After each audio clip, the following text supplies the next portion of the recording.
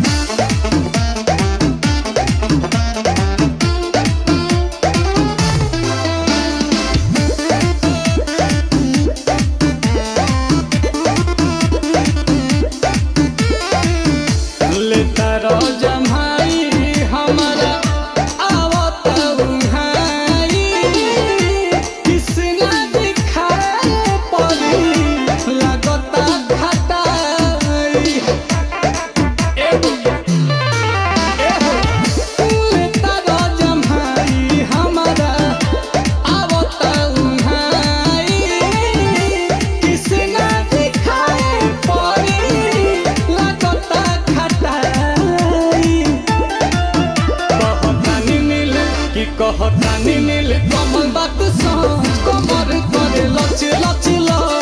लच लच लच लच लच लच लच कमर करे लच लच लच लच लच लच लच लच लच लच कमर करे लच लच लच लच लच लच लच लच लच कमर करे लच लच लच लच लच